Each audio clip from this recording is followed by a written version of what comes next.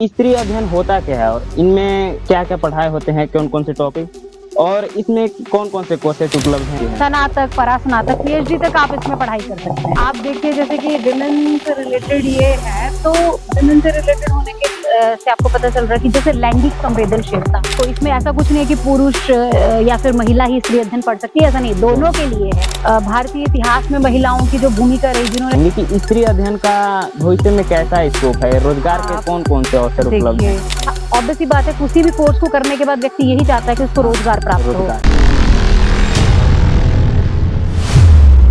नमस्कार, मैं राहुल कुमार आप सभी का स्वागत करता हूं आज की इस विशेष एपिसोड में। हमारे साथ मौजूद हैं प्रीति नेगी जी, जो महात्मा गांधी अंतर्राष्ट्रीय हिंदी विश्वविद्यालय में स्त्री अध्ययन की शोधार्थी हैं। तो आपका बहुत-बहुत स्वागत है इस हमारे एपिसोड में। Thank you. तो इस एपिसोड को आगे बढ़ाते हुए सबसे पहले पूछना चाहेंगे कि स्त्री अध्ययन होता क्या है और इनमें क्या-क्या पढ़ाए होते हैं, कौन-कौन से टॉपिक और इसमें कौन-कौन से कोर्सेज उपलब्ध हैं हमारे विद्यार्थी जो भी एडमिशन लेना चाहते हैं? जैसे कि आप सबको विदित हो रहा है कि स्त्री अध्ययन मतलब स्त्री से ही आप सब लोग जान रहे होंगे कि कहीं न कहीं महिलाओं से संबंधित ये विषय है, क्योंकि ये बहुत पुराना विषय नहीं है। अभी हाल ही में कुछ वर्षों से ये कॉलेजेस के अंदर इंट्रोड्यूस हुआ है, यूनिवर्सिटीज़ के अंदर इंट्रोड्यूस हुआ है। मैं स्त्री अध्ययन विभाग में ही शोधार्थी हूँ। तो इसमें आप देखेंगे कि ये जो कोर्स है, ये इंटरडिसिप्लिनरी कोर्स है, ठीक है? अंतर अनुशासनात्मक कोर्स है। इसके अंदर कोई भी विद्यार्थी अगर आना चाहता है, तो वो किसी भी स्ट्रीम से अपना एमए किया हो, ठीक है? आप एमए करने के बाद यहाँ पर अपने 55% जो क्राइटेरिया रहता है आपके परसेंटेज का, उसके साथ आप इसमें एडमिशन ले सकते हैं। इसमें कोई ऐसा बंधन नहीं है कि जैसे आपको एमए हिंदी या एमए हिस्ट्री से करते हैं, तो आगे जाके हमको अपना पूरा करियर उसी में करना पड़ता है। पर जो अंतर अनुशासनात्मक जैसे स्त्री अध्ययन है, तो यहाँ आपको एक ब्रॉड क्षेत्र मिलता है कि आप आइए, किसी भी क्षेत्र से आइए, उसके साथ महिला को जोड़ते हुए अपना काम कीजिए। इसके अंदर आप देखेंगे कि आपको पीजी डिप्लोमा का कोर्सेज है, मास्टर्स है, अभी तक एमफिल था, पर अभी कुछ समय से एमफिल बंद हो गया, तो अभी इसके बाद से इसमें शोधार्थी जो है पीएचडी भी कर रहे हैं। तो आपको इसी से विदित हो रहा है कि स्त्री अध्ययन जो टॉपिक है, इसमें आपको एडमिशन लेना बहुत टफ नहीं है। किसी भी स्ट्रीम से आके आप यहाँ पे अपने आप को एंट्रेंस देके आप यहाँ पे एडमिशन भी ले सकते हो और इसको आगे पढ़ सकते हो। स्नातक की भी पढ़ाई होती है? स्नातक, परास्नातक, पीएचडी तक आप इसमें पढ़ाई कर सकते हैं। और इसमें कौन-कौन से टॉपिक्स पढ़ाए जाते हैं जो प्रमुख हैं? आप देखिए जैसे कि विमेन से रिलेटेड ये है, तो विमेन से रिलेटेड होने के से आपको पता चल रहा है कि जैसे लैंगिक संवेदनशीलता, कैंपसेस के अंदर हम लोग रहते हैं, ठीक है? आप बाहर जॉब करते हैं, कहीं करते हैं, वहाँ महिलाओं के साथ बहुत अलग-अलग प्रकार का आप बोलिए शारीरिक मानसिक शोषण होता है। तो कहीं न कहीं ये जो लैंगिक संवेदनशीलता की बात है, तो इस कोर्स के माध्यम से पुरुष और महिला, वैसे तो दोनों को, इसमें ऐसा कुछ नहीं है कि पुरुष या फिर महिला ही स्त्री अध्ययन पढ़ सकती है, ऐसा नहीं, दोनों के लिए है। इसमें कोई लिंग का कोई वो नहीं है। आप आइए, चाहे आप लड़का है, चाहे आप लड़की है, आप इस कोर्स को पढ़ सकते हैं, क्योंकि ये जेंडर से संबंधित है, तो जेंडर में तो सब चीज़ें आती हैं।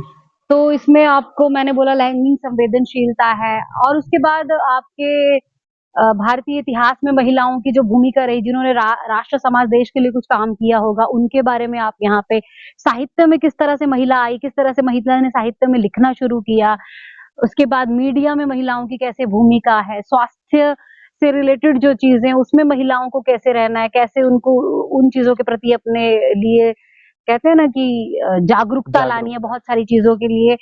फिर आपके समाज में, देश में घटित होने वाली जितनी भी घटनाएं होती हैं, उनके लिए जागरूकता, और किस तरह से महिला अपने आप को सशक्त कर सकती है, और उन सशक्तिकरण के राह में आने वाले जो अवरोध और समस्याएं हैं, उनका चयन करके उनके ऊपर काम करने का काम भी स्त्री अध्ययन करता है। मतलब इसमें स्त्री को जागरूकता देश में अच्छे और देश के विकास में, मतलब उन्हें अच्छा परफॉर्मेंस करने के लिए किया जाता है। जी। इसमें कौन-कौन से बच्चे एडमिशन ले सकते हैं? कितने क्लास के बाद, क्या स्नातक वगैरह आप में किस इसमें प्रक्रिया? देखिए, इसमें बैचलर कोर्स भी है, आप बीए भी कर सकते हैं, इसके बाद आप मास्टर्स कर सकते हैं और सीधा फिर उसके बाद पीएचडी कर सकते हैं।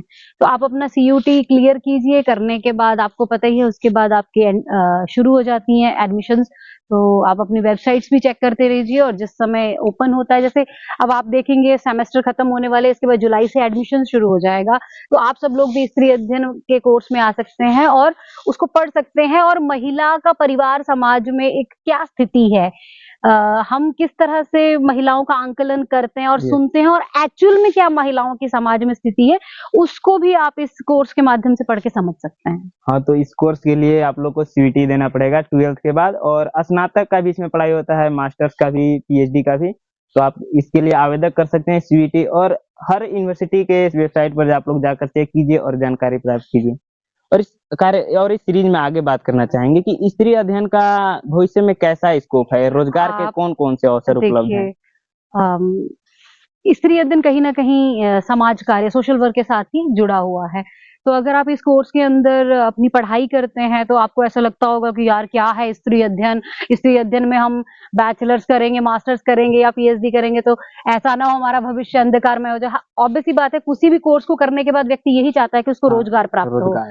तो इस कोर्स को करने के बाद ऐसा नहीं है, आप आइए, करिए, आप बहुत अलग-अलग फाउंडेशन, एनजीओज़ के अंदर काम कर सकते हैं, एक अच्छे अच्छे पद के ऊपर जाकर काम कर सकते हैं। आप बहुत सारे महिला आयोग हैं, चाहे वो नेशनल स्तर पे है, चाहे राज्य स्तर पे है, तो उसमें भी आप लोग को अलग-अलग दायित्वों पर आप लोग काम कर सकते हैं। और आप देखिए पीएचडी करने के बाद आपके पास एक और स्कोप खुल जाता है कि आप एक अच्छे सह आचार्य, असिस्टेंट प्रोफेसर, प्रोफेसर के पद पर भी कार्य कर सकते हैं और फिर आगे लोगों को भी पीएचडी आप भी करवा सकते हैं अलग-अलग महिला विषयों को लेकर। तो ऐसे बहुत सारे स्कोप हैं, ऐसा नहीं है कि स्त्री अध्ययन के लिए कोई पढ़ने के बाद स्कोप नहीं है, ऐसा कुछ भ्रांतियाँ हैं जो एक्चुअली नया विषय होने के कारण बहुत सारी भ्रांतियाँ, लोगों को उसकी पूरी जानकारी नहीं होने के कारण लोगों का रुझान इस तरफ थोड़ा कम है।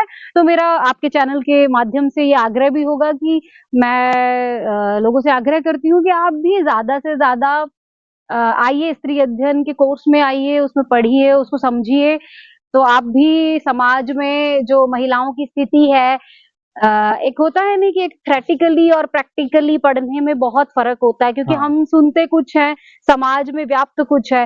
तो जब हम इस कोर्स में आएँगे और इस कोर्स के बारे में डिटेल में पढ़ेंगे और इसके अलग-अलग हमको सोर्सेज़ भी पता चलेंगे कि यहाँ ये करने के बाद हम इस लाइन में जा सकते हैं, ये कर सकते हैं। तो ऐसा नहीं है, इसमें भी आप अपना करियर बना सकते हैं। मैं स्वयं हिंदी साहित्य से हूँ, परंतु मैं अपना पीएचडी जो है, स्त्री अध्ययन से कर रही हूँ, क्योंकि मेरा महिला महिला विषयों में रुचि है कि मैं महिला से संबंधित काम करूँ। तो आप लोग से भी आग्रह है कि आप लोग भी आइए कोर्स में और करिए, इसमें तो हम कोई ऐसा कभी दिक्कत नहीं। और कभी अगले वीडियो में हम लोग स्त्री अध्ययन पर विस्तार से चर्चा जी, करेंगे। जी। तो आपका बहुत-बहुत धन्यवाद इस हमारे एपिसोड में जुड़ने के लिए, धन्यवाद। और आप लोग भी इसी तरह बने रहिएगा, आगे ऐसा ही वीडियो प्राप्त करते रहिएगा। बहुत-बहुत धन्यवाद।